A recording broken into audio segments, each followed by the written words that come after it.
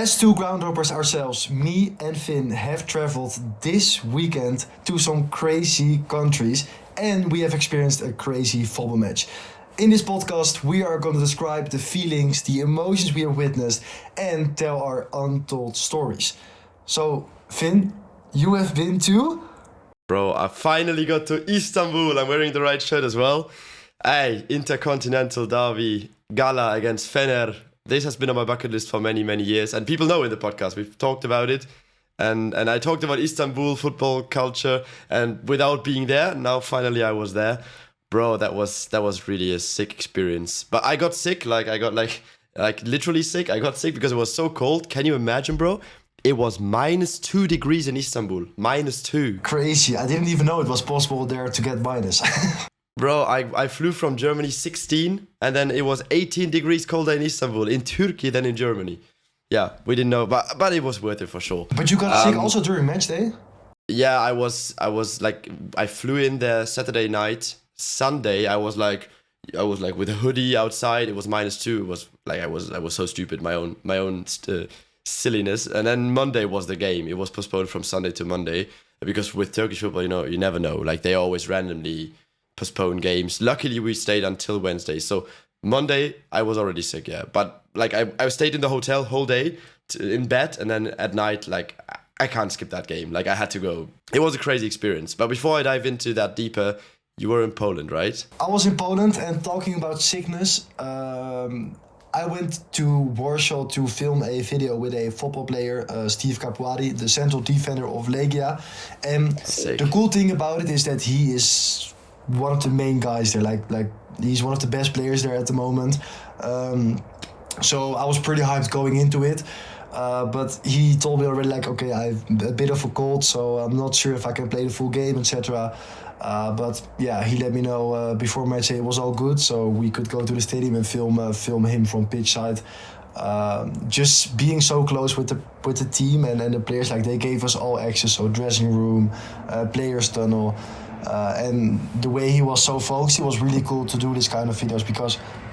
Maybe I'm stepping out a bit more of just like stadium videos and doing more with players or clubs or that kind of things. But fans will always be central. So, of course, I witnessed also again the magical atmosphere of Legia Warsaw and their fans. And I can say, Finn, you have to go to Poland.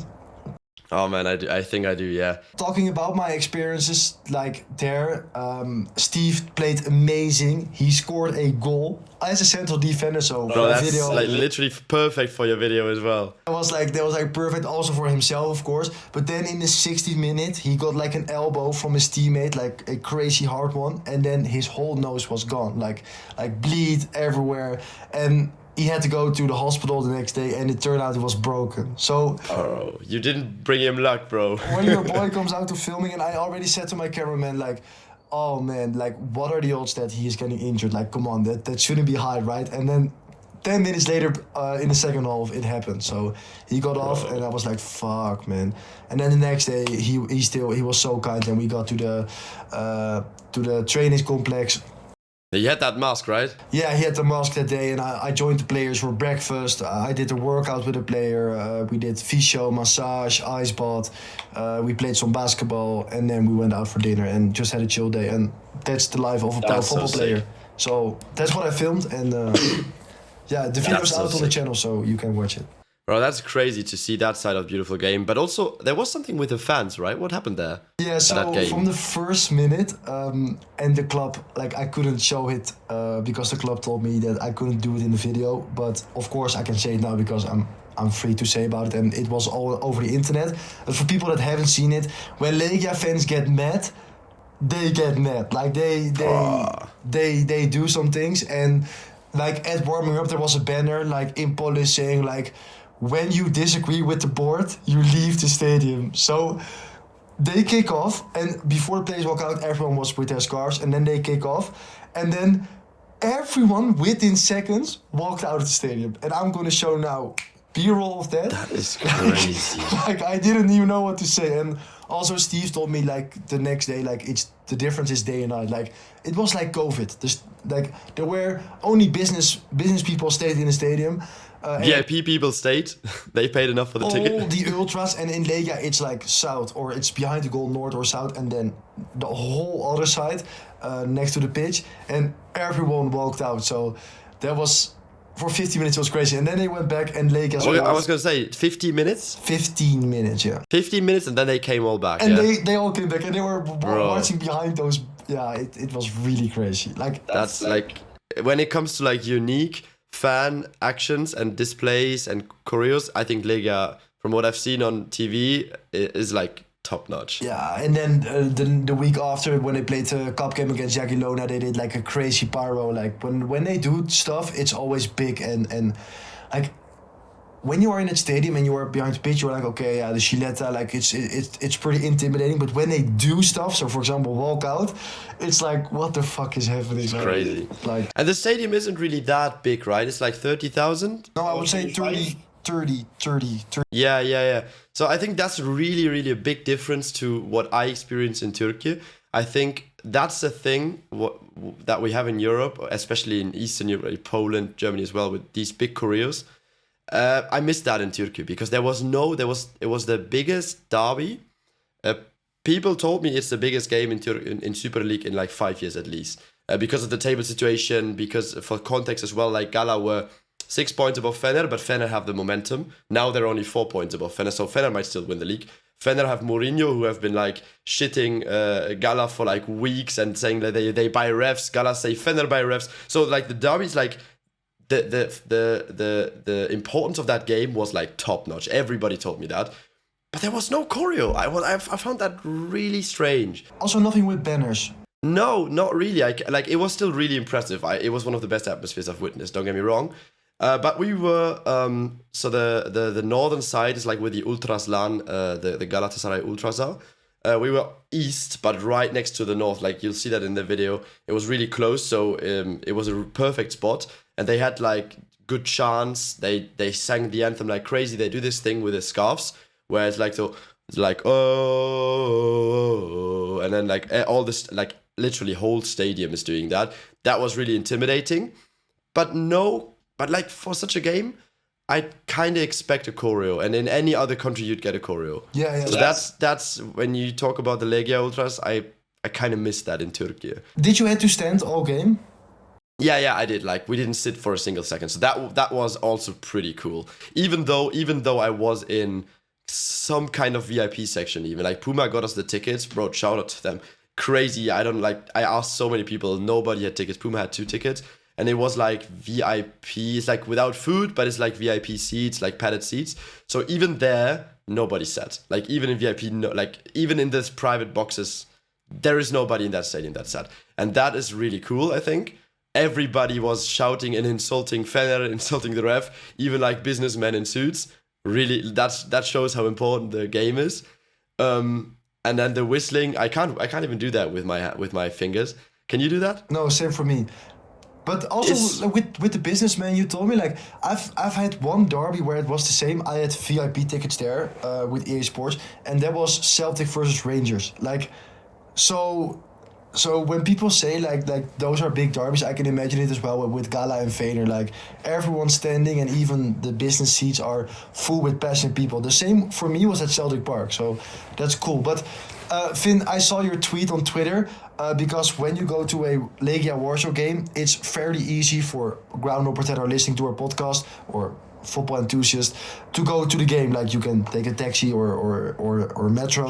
How did that go in Istanbul? Oh, bro, don't get me started on that. Never take a taxi to go to a game in Istanbul, bro. Good advice. That's good advice. Yeah, we need to talk about that, especially about many things. Yeah, the infrastructure, Istanbul, like 16 million people live in Istanbul. It's the biggest city in Europe, like not comparable to anything we have in the Netherlands or in Germany. It's 4 times bigger than Berlin. Bro, beautiful city, don't get me wrong, but if I had to live there, like I met people who told me about how they get to work in the morning. They were like, yo, I drive 3 hours to work, then I work 4 hours, and then I drive 3 hours back. They work for 4 hours only because they don't have more time left. Because they take 6 hours in traffic in their own city every day. And for that game, it was similar. I think it took us between 2.5 and 3 hours for a 15-kilometer ride. We stayed in Beşiktaş, very close to the Beşiktaş stadium, which is a really nice part of Istanbul. So to that stadium we could have walked, but Gala was 15 kilometers, Fener as well. And because the game was moved to a Monday, it wasn't only usual stadium traffic, but it was also rush hour after work. So it was horrible, bro. Literally, in the end, it was like 1.5 kilometers left for us, and nothing was moving. Like, we saw the Fener bus came, and the Gala bus, the bus came through, the team buses, because they were escorted by police, but normal people could not get through. So our taxi driver was really nice, our Uber driver. He was like, yo, I'll try to talk to the highway police to try to let you out on the highway, like in the middle of the highway, because nothing was moving. He asked the police, because we don't really want to get in trouble with Turkish police. Like, they can literally beat you up and nothing, like nobody cares in these countries, so you want to watch out. So the taxi driver like negotiated with the police. He was like, yeah, come on, we've got 2 tourists here, they want to see the game. If I don't let them walk through the highway now, they will never make it, and say that. So they were like, yeah, you can do that. So we walked the last kilometer, like across the highway, like next to all the cars that were there. And if our taxi driver hadn't pulled that, we wouldn't have made it, because it was 1 hour before kickoff, and we started like 3.5 to 4 hours before kickoff. So make sure, if you want to watch such a game there, especially for the big ones, probably better to take the metro. Like, it's crowded, but it will get you there. Yeah, that's some good advice. So when you go to an Istanbul game, or in general a derby in Istanbul, then take the metro. Yeah, because taxi, even Google Maps, it said like 35 minutes. Even in Istanbul, Google Maps does not calculate like the traffic times. In other countries, they kind of do. But like, don't trust Google Maps if you want to get somewhere in time for cars. Take the metro, yeah. Did you in the city like encounter a lot of different fans, or was it also like what we talked about in previous episodes, that in big cities it's hard to feel the atmosphere of the clubs? Like, did you feel intimidating, like, or? Not at all. Like, not intimidating. Like, I think you could walk around Istanbul with a shirt. Like, you will get bad like insults or bad looks, but it really depends where you are, because like as I said, we stayed in Beşiktaş, and it's really like a local atmosphere in every single district of Istanbul. Beşiktaş, obviously, mostly the people are Beşiktaş fans there. Then we took the boat, because people usually in Istanbul, to go to work and stuff, they use the ferries, the boats, because of the traffic. Really beautiful. Definitely take a boat trip in Istanbul. Took the boat over to Kadıköy, which is on the Asian side, which is the Fenerbahçe district. Best district. I'm wearing the Gala shirt, but I have to say that district was my favorite district in Istanbul. Why? Very local, way less tourists on the Asian side. You also see that in the prices, like the restaurants are not for tourists. They are like for locals. They are like €5. You get a full meal with drinks and everything, where you're really full. And amazing food, really kind people. And so we walked to the Fenerbahçe stadium. Of course, in that area, it was mostly Fenerbahçe fans. So it really comes down to what place you're in. But there was I didn't see any huge groups like of Fener fans, like in lighting pyro or anything. But that really happens on certain spots. Gala fans also told me before the game, they always go, well, what's it called? Nevidzatse or something. It's like one street in the old town, in the tourism center, where they always meet up and do that pyro thing, but we couldn't make it there because of the traffic. And then they always meet up at the mall, Vadi Istanbul Mall, right at the stadium before the game. So that's like the meeting point for Gala fans, where they have these gatherings and like some kind of entrada into the stadium as well. So that's really cool, because they do arrive very early. They were in the stadium like 3 hours before kickoff. The ultras were already there. That's really cool. So you really have to know the spots where the fans are, and then you'll see what you mean. Like, also an intimidating atmosphere, but as the city is so big, if you just casually walk through the city, 99% chance you will not notice that, because the city is so massive. Yeah, I think the same in Warsaw. If you compare to that, I've talked to some guys that went on away trips to Legia, and they said like in the city center, there's not a reason to feel unsafe, or you see a lot back from Legia. Of course, when you drive in the city and throughout the city, you see a lot of gravity with Chileta or Legia things, but in general, you don't really feel intimidating in the city, luckily. But like it's more like You think that's a good thing? Yeah, of course. Like why would you like to feel intimidated? No, but people might be like, oh, it's boring. I don't see the action in the city. But I agree. It's a good thing. I feel like when you go close to the stadium and football is only a tiny part of a big city, right? Like a lot of people. If you say like there are 60 million people in Istanbul and only 60,000 are in the stadium. Like Right. I mean, there are still millions of fans. Of course, but I know what you mean. But even then, like it sounds so weird that only because of these 60,000, like you still can't make it due to the traffic. And then you see like the traffic is mostly not even football fans, but it's usual like commuters going to work. So that's why Turkish people were so angry that they moved the game from Sunday to Monday. Because Sunday they said it would have been fine to take a cab.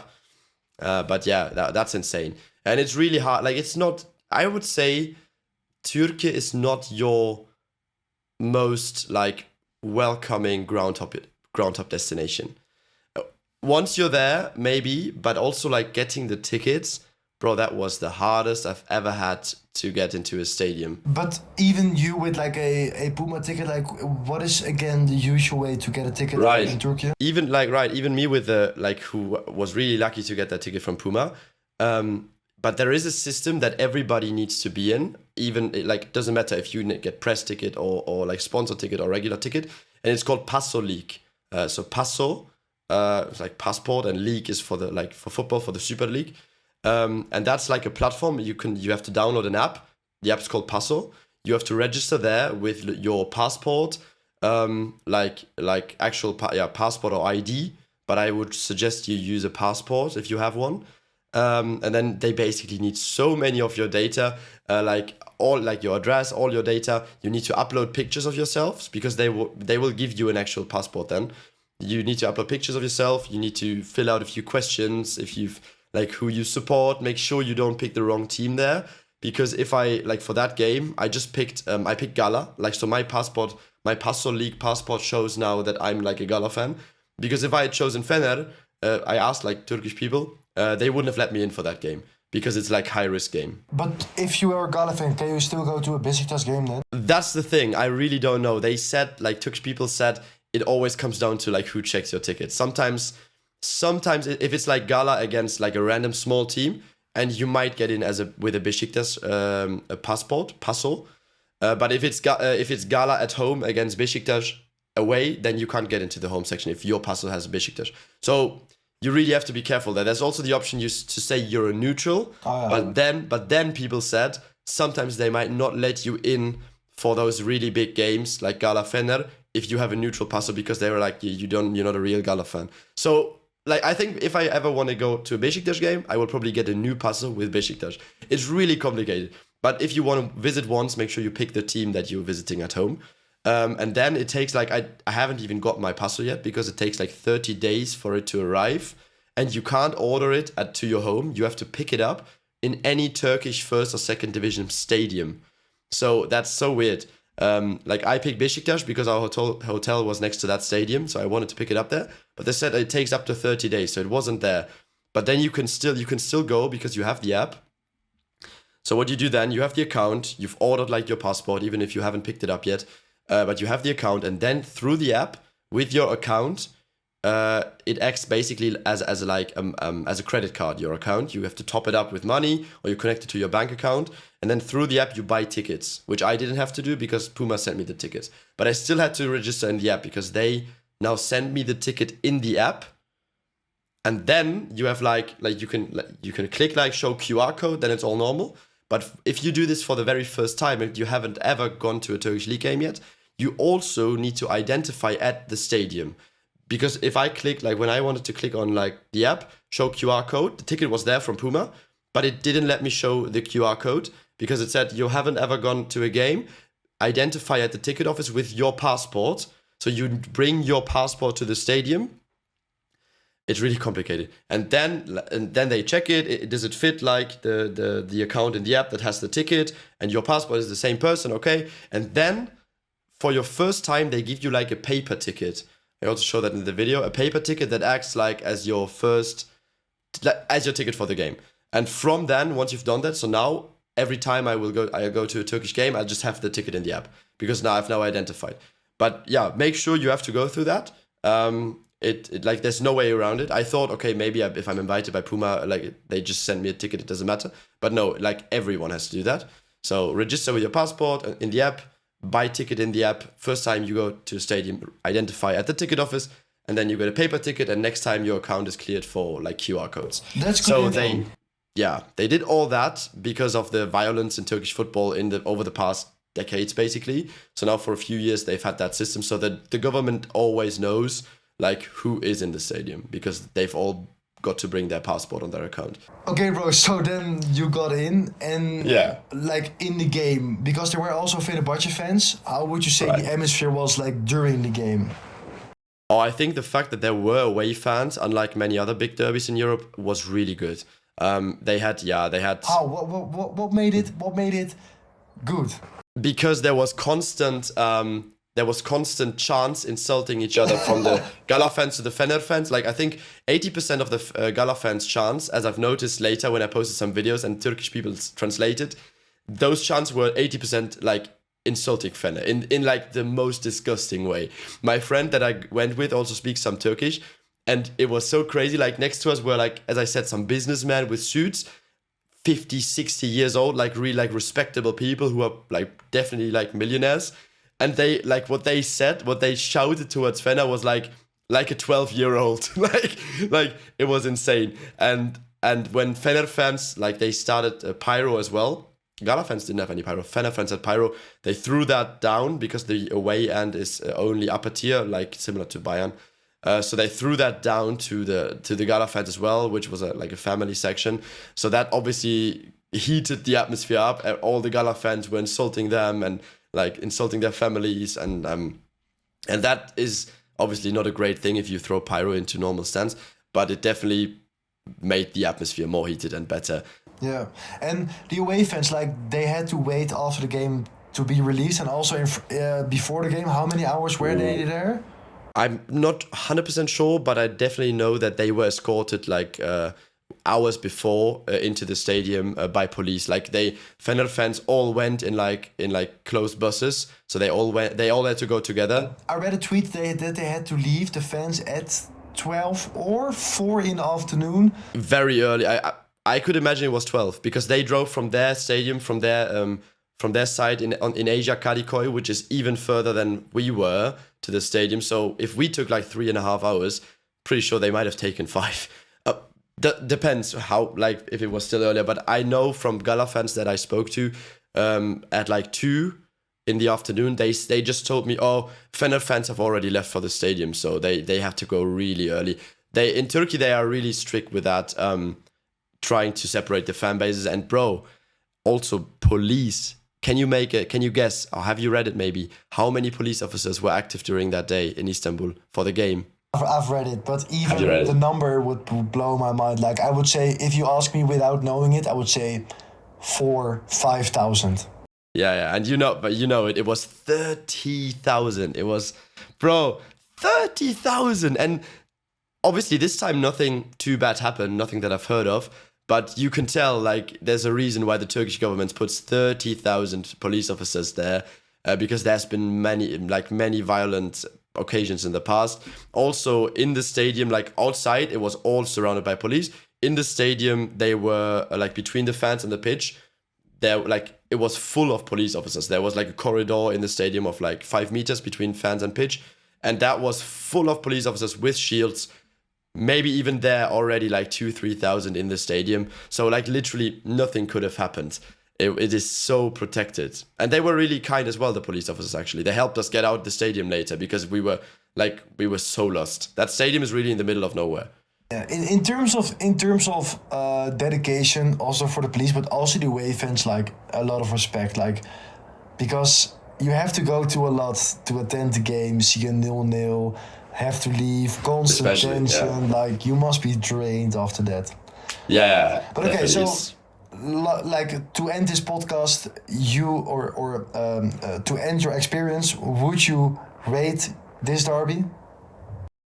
Yeah, like I think it was very different to anything I've seen in Europe in terms of atmosphere. More whistling, more heat, less choreo, less pyro from home fans. But I think it is definitely the loudest atmosphere I've seen in my life. Hamburg derby or Yeah. Istanbul derby? Bro, so different. If you rate loud atmosphere, maximum volume, it is always Istanbul. But if you rate like creative choreo displays, it's probably Hamburg. So it really depends what you prefer. But definitely, like no debate, this was the loudest. I've never seen anything louder in a stadium, and I don't think I will ever in Europe, at least. Right. Perfect. I hope for you guys there's something in, some tips, some experiences that might help you in your experiences as a football fan. And if you could find any value in this, make sure to review our podcast on Spotify if you're listening there, or leave a like if you're on YouTube.